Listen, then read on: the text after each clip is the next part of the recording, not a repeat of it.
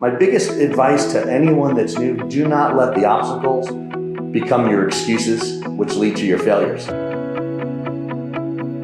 Today, we're here with Cress Diglio, one of IBBA's top premier business brokers, and I'm excited to ask him a few questions today. So Cress, who you are and kind of your experience as a business broker. Well, I started out as a business broker 26 years ago.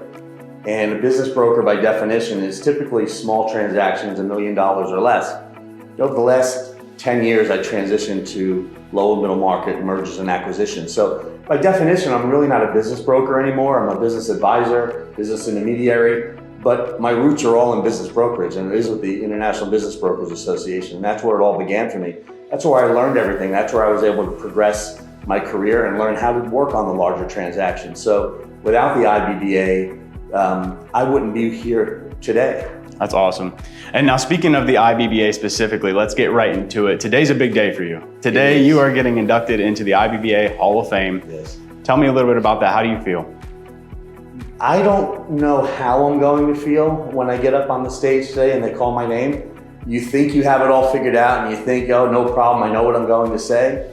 But we're talking about going up on stage, going into a Hall of Fame where literally legends in this business have entered that hall. They paved the way for guys like me to be able to have the careers we've had and to be able to go into the Hall of Fame. So one, I don't know how worthy I am, but I'm accepting. And I don't know, I think I'm gonna be a little overwhelmed when it happens, but I'm very proud. I mean, I am proud to be able to go into the Hall of Fame. It's talks about my career, my accomplishments, but I still have so much more left to do and so much more left to give, but it's a big day for me. That's awesome, that's exciting. Speaking of the day itself, how do you feel about, like you said, walking in front of these legends to be able to get that honor, but also at the same time, you're in your own lane. You're in your own lane, doing your own thing and setting your own path forward. Talk about that path a little bit that you've taken to get there, not necessarily 20 years ago, but even just in the last 5 years to prove to yourself and prove to everyone else that this is where you're meant to be. Well, I'll talk about the last 5 years because if I talk too much the other way, I'll take a little bit away from my speech that I'm going to give, Okay. give today. But the last 5 years has been great because I took everything that I learned within the IBBA and transitioned it and worked really hard in my low and middle market practice.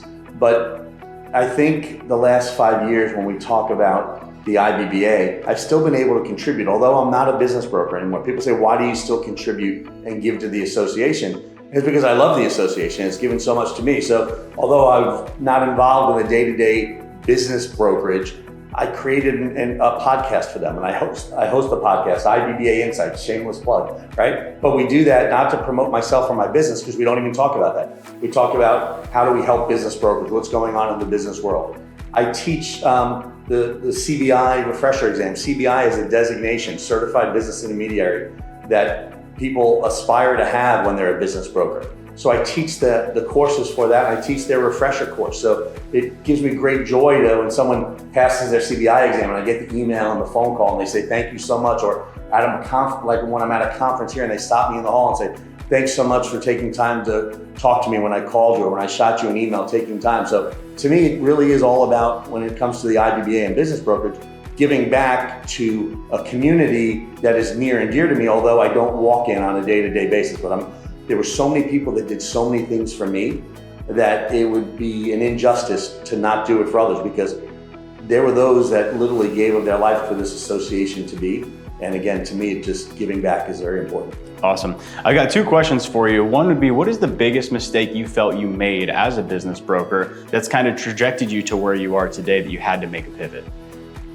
Biggest mistake I made as a business broker, one, I think not getting involved in the professional association soon enough, but I was young and I really didn't have the resources or the money to do it. But then I realized later on, I couldn't afford not to do it. So that was a mistake early on that I made, but I think the biggest mistake anyone can make in this industry, and I made it myself, is you're young, you're starting out, you don't have a lot to talk about yourself. When a business owner says, why would I list my business with you?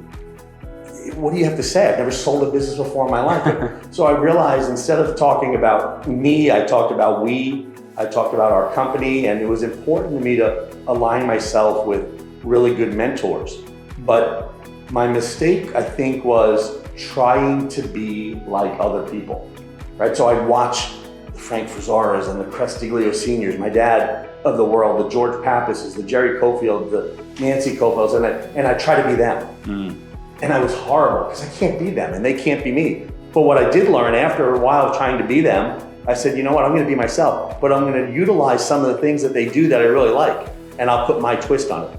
So I think if I could have done that a little sooner and really learned to be comfortable to walk in my shoes and use things and do things with my personality, it just comes across natural. You don't have to fake who you are.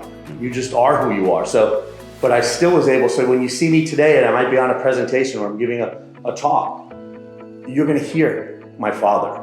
You're gonna hear Richard Nodelman. You're gonna hear Frank Frazara. You're gonna hear Anthony Geronimo. You're gonna hear so many people because I borrowed from them and I stole from them. Yeah. But that's okay. There are plenty that do that with me. Yeah. But again, I made it my own. Very cool. If you could give one piece of advice to a young business broker, a young business advisor coming up in the space right now, what would that be?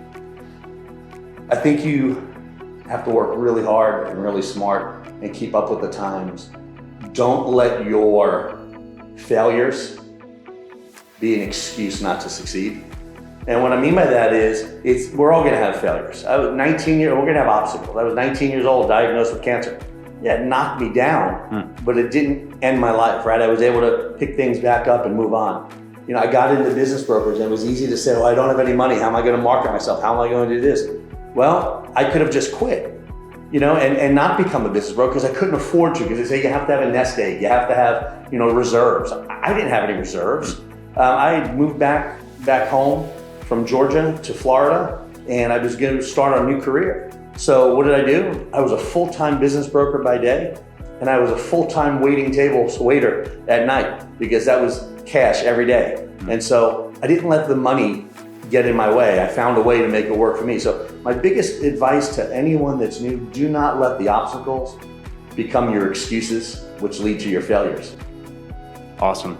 And anything else that you'd like to add today as you go into the Hall of Fame, and any last piece of advice or tips that you'd like to leave? I think the only thing I'd like to say today is I'd like to tell my fellow inductees, Jeff Snell, a good friend of mine. We've done so much in the IBBA together. Scott Bushke, Randy Brain, Jerry and Nancy Cofield, who were mentors of mine and partners of my father, whom I adore.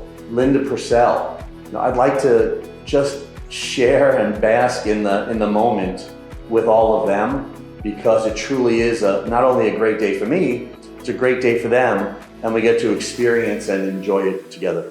That's awesome. Thank you. I appreciate your time, Chris. Thank you very much. Yes, sir.